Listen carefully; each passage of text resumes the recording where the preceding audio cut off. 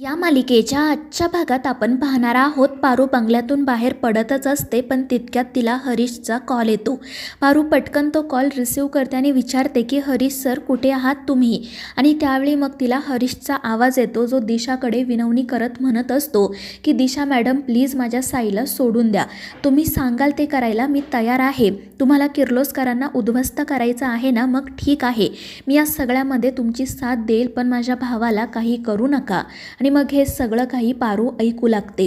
तर दिशा त्या हरीशला म्हणत असते की मी तुला संधी दिली होती, मात्र तू आमच्यासोबत गद्दारी केली, आता तुला माफी नाही. तर हरीश हात जोडून म्हणत असतो की दिशा मॅडम मला एक संधी द्या. तर दिशा हसतच म्हणते की ठीक आहे, पण त्यासाठी तुला माझ्या पायावर नाक घासून माफी मागावी लागेल. आणि हरीश म्हणतो की ठीक आहे, आणि तो दिशाच्या पायावर नाक घासून माफी मागायला तयार होतो. परंतु दिशा तिचा पाय इकडे तिकडे फिरवत असते आणि हरीशला सुद्धा खेळवत असते. त्यामुळे हरीशला तर खूप त्रास होतो आणि हे सगळं पारूसुद्धा फोनवर ऐकत असते. त्यानंतर दिशा हरीशचे केस पकडत म्हणते की माझं जर त्या प्रीतमसोबत लग्न झालं असतं तर आज मी किर्लोस्करांच्या घरची सून बनले असते आणि त्या प्रीतमला कुत्र्यासारखं माझ्या पाठीमागे फिरायला लागलं असतं. मात्र त्या पारूमुळे माझा हा प्लॅन फ्लॉप झाला, त्यामुळे आता तो प्रीतम नाही तर तू माझ्यासाठी कुत्रा बन. आणि ते ऐकून हरीश म्हणतो की ठीक आहे, मी वाटेल ते करेल, पण प्लीज माझ्या भावाला काही करू नका. आणि मग त्यानंतर अनुष्काने सांगितल्याप्रमाणे तो कुत्रा बनतो आणि हे सगळं काही पारू फोनवर ऐकते आणि खूप रडते. तर इकडे अनुष्का त्याच वेळी नेमका तो फोन बघते आणि हसतच म्हणते की हरीश पुन्हा एकदा सापडलास तू. आणि मग ती फोन चेक करत म्हणते की कोणाला फोन लावलायस तू, पारूला का? म्हणजे आता पारूसुद्धा इथे येणार, मला खूप मजा येणार. आणि ते ऐकून हरीश आणि पारू दोघेही घाबरतात. तर दिशा हरीशला म्हणत असते की मागच्या वेळीसुद्धा अनुष्काने तुला त्या पारूला चापकाने फोडायला सांगितलं होतं, पण मात्र तू तिला मारायचं फक्त नाटक केलं. जेव्हा गनीच्या कानाखाली द्यायला सांगितली तेव्हा तू स्वतःच्या कानाखाली मारली. तुला काय वाटलं मी मूर्ख आहे का? आणि आत्तासुद्धा मी तुला संधी दिली होती, पण तू पुन्हा शहाणपणा केला आणि त्या पारूला फोन केलात. तुला काय वाटलं मला हे सगळं कळणार नाही का? पण ठीक आहे, आता या खेळात ना अजून मजा येईल. आणि ते ऐकून हरीश तर पूर्णपणे खचूनच जातो. तर पारू हे सगळं ऐकत असते आणि तातडीने हरीशला शोधण्यासाठी निघते. दुसरीकडे ती अनुष्का तिच्या खोलीत असते. ती खूप चिडलेली असते आणि म्हणत असते की त्या अहिल्याचा माझ्यापेक्षा जास्त विश्वास त्या पारूवर आहे आणि हे तिने वेळोवेळी सिद्धसुद्धा केलंय. आणि मग तिला अहिल्याचं बोलणं आठवतं. ती खूप चिडून म्हणते की या किर्लोस्करांनी माझ्या बहिणीची काय अवस्था केली होती ते मी स्वतःच्या डोळ्यांनी बघितलंय. आता काही झालं ना तरी मी यांना सोडणार नाही, मात्र त्याआधी मला काही करून येथून ताबडतोब बाहेर पडायला हवं.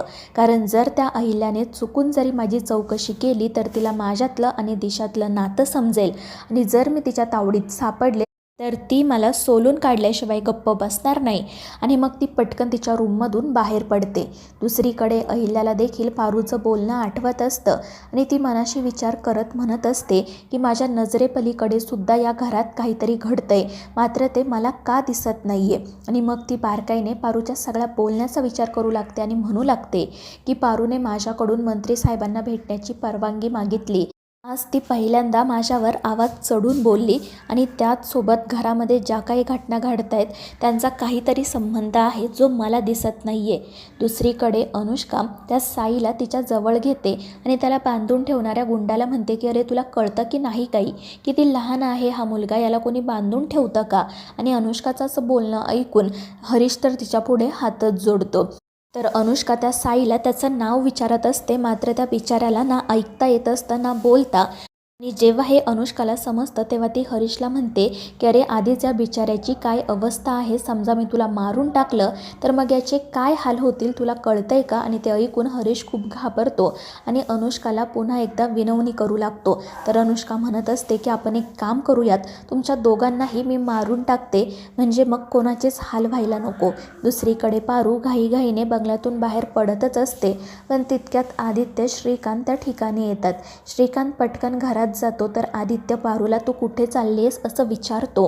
पारू सांगते की हरीश सरांचा जीव धोक्यात आहे, त्यांना दिशा मॅडमने डांबून ठेवलं आहे. आणि मग तिने फोनवर जे काही ऐकलेलं असतं ते ती आदित्यला सांगू लागते.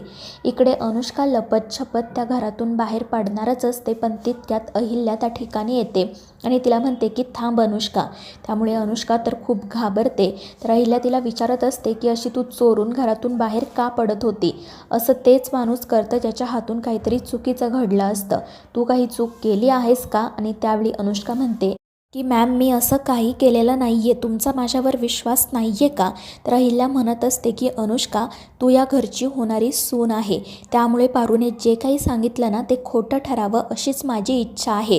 मात्र पारू आज जे काही बोलत होती त्यात काहीतरी तथ्य आहे असं मला जाणवलं आणि त्यामुळे आता तू या घरातून बाहेर पडणार नाही.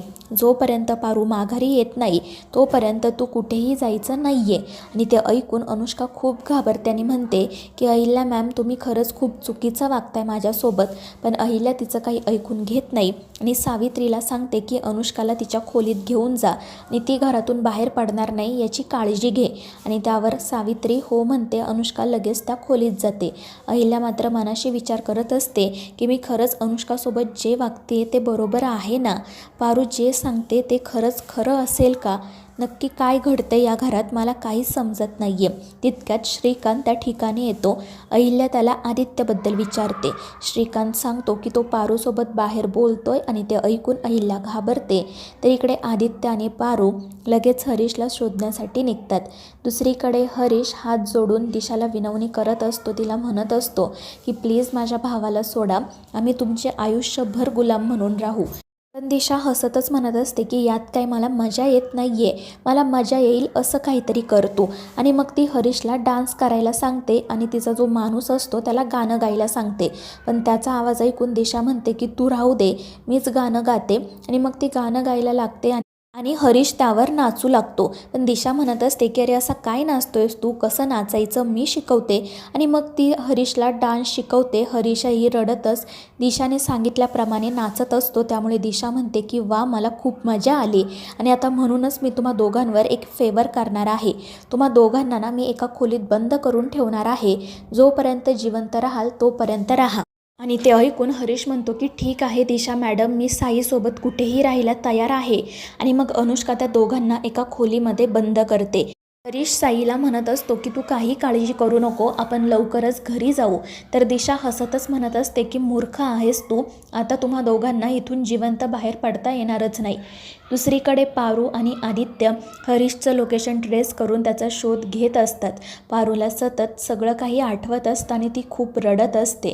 आदित्य तिला म्हणत असतो की काळजी करू नको, कोणालाही काही होणार नाही, आपण सगळ्यांची सुटका करू. तर पारू रडतच म्हणत असते की आदित्य सर, हरीश सर वाईट नाही आहेत, ती दिशा त्यांच्यासोबत कसं वागत असेल काय माहिती.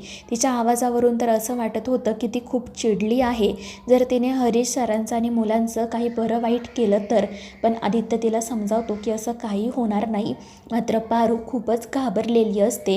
ही लढाई एखाद्याच्या जीवापाशी येऊन थांबेल याची तिला कल्पनाही नसते. तर मित्रांनो, या मालिकेच्या पुढील भागांच्या अपडेटसाठी आपल्या चॅनेलला सबस्क्राईब करा.